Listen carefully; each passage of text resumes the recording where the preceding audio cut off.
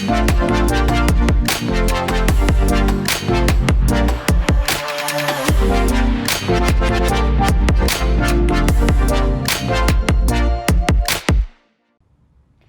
Tigers, and welcome to the TMNtv newscast for Monday, November 11th, 2019. Stay tuned for the latest news at Fort Hays State University and around Northwest Kansas and the nation. I'm Lexi Gross, and Elizabeth Cox will fill you in on what's happening in the sports world. But first, here's what's making news in Tigerland. Hays and the surrounding area will get an inside look at NFL officiating from a unique angle during Tuesday's Presidential Speaker Series. Sarah Thomas, the first female to officiate an NFL game, will tell her story titled Breaking Through: My Journey to Becoming the First Female NFL Official. The event will take place at 7:30 p.m. Tuesday in Beach Schmidt Performing Arts Center. Tickets to the talk are free but required for admission. Additional tickets will be available Tuesday night at the box office if any remain. Thomas started as an official at high school games before being spotted by an NFL scout. She then worked her way up through the NCAA Division I ranks and eventually into professional football. Tuesday's event is sponsored by FHSU's Office of the President and FHSU students. Operation Christmas Child is in full swing in the region, and several important dates are upcoming to help brighten a child's holiday season. The National Collection Week will be from November 18th to the 25th.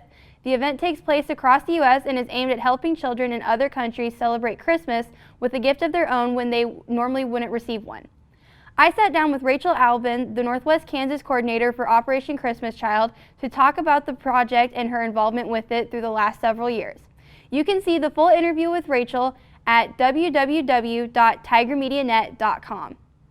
During the past 5 years, the General Education Committee at FHSU has worked to update the format of general education courses for students. During Thursday night's Student Government Association meeting on campus, senators heard an update from the committee. Dr. Brad Will of the General Education Committee said it has been an outcomes-based system. He said the new system will require fewer general education hours because it focuses on what it is we want students to learn. TMN reporter Corey Lynn says the new system will allow students to take a course that meets a general education requirement and a degree requirement. This process, sometimes called double dipping, isn't currently allowed.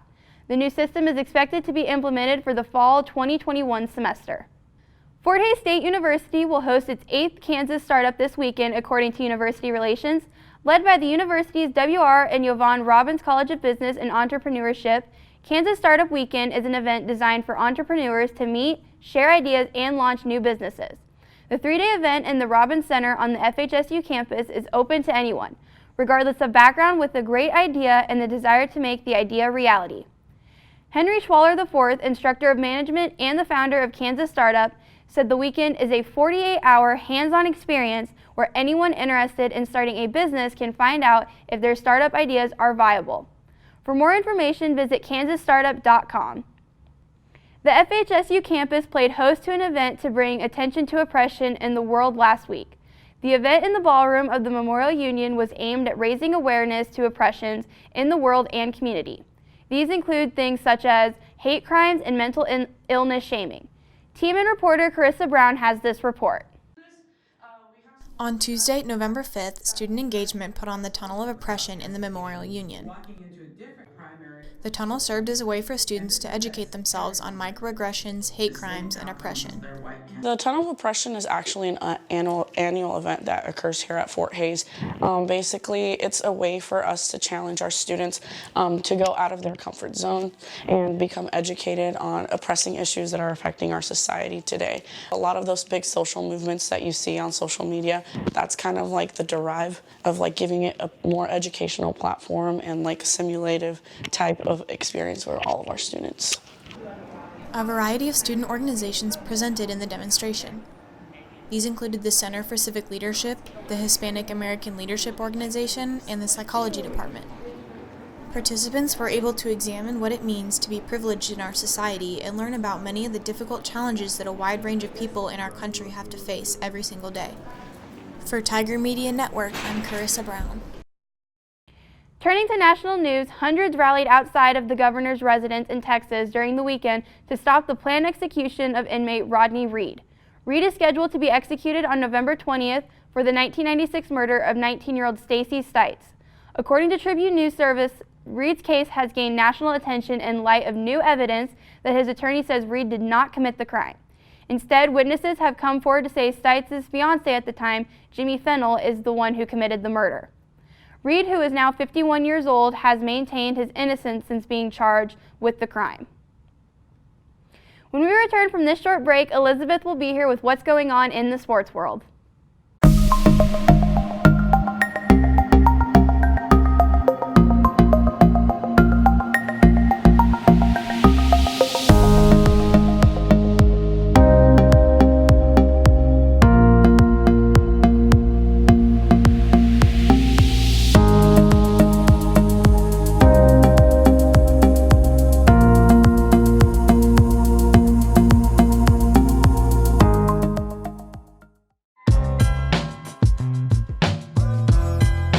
Tiger Media Network is the independent student media organization here at Fort Hays State University. It encompasses audio, video, print, photography, digital news. There's a little bit of everything at TMN.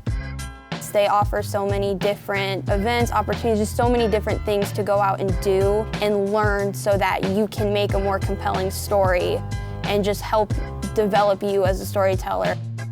I toured this facility and I saw this radio station and then the TV studio, and I was like, yeah, this is something that I definitely need to be a part of. Here, you know, I was instantly able to make my own content, being able to broadcast my own shows. If you have a passion about sports or about news, it doesn't matter. You can come here and you can work from day one and get that experience that demonstrates your ability to be a professional in the media industry.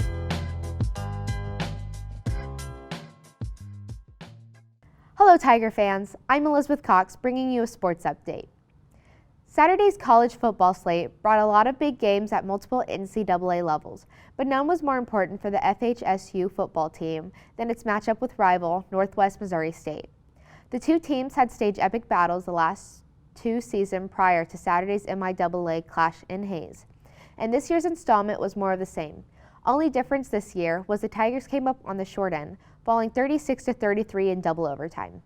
The loss dropped FHSU to 7-3 overall and dashed any hopes of a third straight trip to the NCAA Division II playoffs. In the first half, FHSU took a 17-0 lead after a 20-yard touchdown pass from Harley Hazlett to Manny Ramsey, with 13 minutes and 36 seconds to play before halftime. But the Bearcats didn't fold, instead scoring the next game's 19 points, including a safety, to lead by 2 at halftime.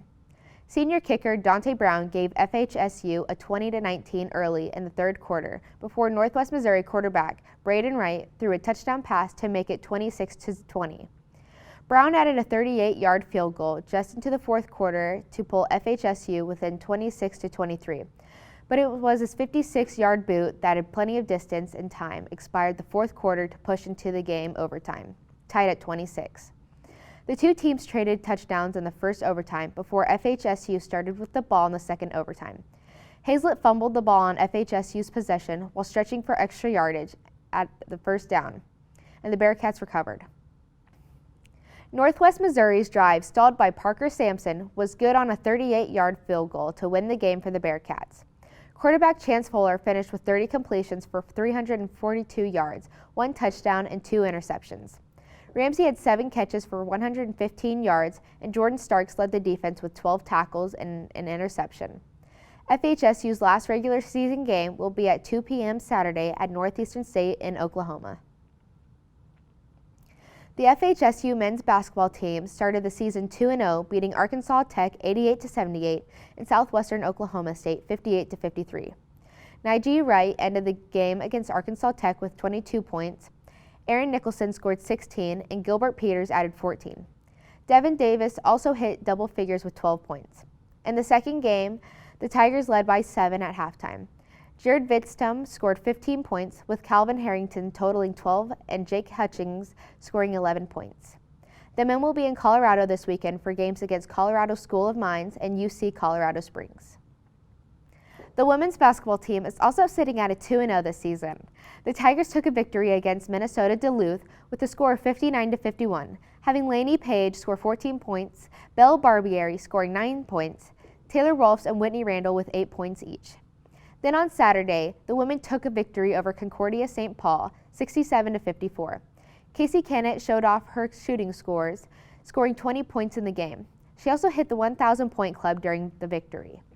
Lainey Page and Belle Barbieri also had a good game, with 13 points each, and Jaden Hobbs added 8. Catch the women's team this weekend in Hayes, playing Adams State at 7 on Friday, then Cameron on Saturday at 5. In wrestling, FHSU sent 13 athletes to the Maryville Kaufman Brand Bailey Open, and 6 of them ended up placing.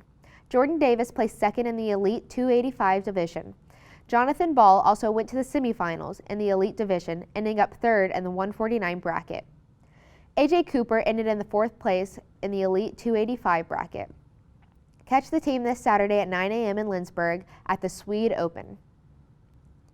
Volleyball is sitting at a 6-20 this season, having lost to Nebraska Kearney on Tuesday, then to Missouri Western on Thursday. Delaney Hum had 23 kills overall last week, and Morgan West had 9. Tatum Bartles ended with 2 blocks and 14 kills. Catch them in Hayes this weekend on Friday playing Pitt State at noon, then on Saturday at noon against Missouri Southern. Men's soccer is preparing to host the GAC tourney this weekend on Friday and Sunday in Hayes. The Tigers are 12-5-1 overall this season and won the GAC regular season title. On Thursday, they beat Southern Nazarenes 6-1, with Santiago Agduelo scoring 3 times, Sergio Villavilla scoring 2 times, and Moises Peralta scoring once. Then on Saturday, the men's team played Oklahoma Baptist and won 3-2. Arsenio Chamorro scored the first goal, with Santiago Agduelo adding 2 more, including a game winner in overtime. Women's soccer lost 2-1 to Central Missouri in a rescheduled match early last week, with Kaylee Perkins accounting for the Tigers' goal. Then on Friday, the team finished up its season in Edmond, Oklahoma, falling 3-0 in the MIAA quarterfinals to Central Oklahoma. In the NFL, Week 10 ended with several surprises. The Kansas City Chiefs kicked off their week with starting quarterback Patrick Mahomes returning against the Tennessee Titans. Mahomes dislocated his right knee earlier this season and missed the previous 2 games before Sunday. The Chiefs' offense was held to mostly field goals this game, leaving Harrison Butker under pressure. 2 important kicks were blocked by defenders, leaving the team falling 35-32. Moving to more shocking news, the Atlanta Falcons dominated the Saints with a score of 26-9. Saints quarterback Drew Brees, who returned in Week 8 from a thumb surgery, was sacked 6 times due to Atlanta's strong defensive game, and the team gave up 90 yards and had 12 penalties. The Falcons are sitting with a 2-7 record this season, and the Saints are sitting at 7-2 record. The Cincinnati Bengals took their 3rd win this week against the Buffalo Bills with a score of 19-13. The Dolphins earned their 2nd win this week against the Colts with a final score of 16-12. The 49ers still hold the best record in the NFC, playing Monday night against the 7-2 Seattle Seahawks. In the AFC, the New England Patriots remain 8-1, having a bye week in Week 10. They will return in Week 11 playing the Eagles. In NASCAR, Denny Hamlin took first at Phoenix Speedway, clinching him a spot in the Final 4 at Homestead. Kyle Busch took second and Ryan Blaney took third. Next week, they'll finish the season at Homestead Miami Speedway. That concludes this episode of TMNtv News. Tune in next week for another episode. To stay up to date on the latest news and information throughout the week, visit tigermedianet.com. Until then, roll Tigers.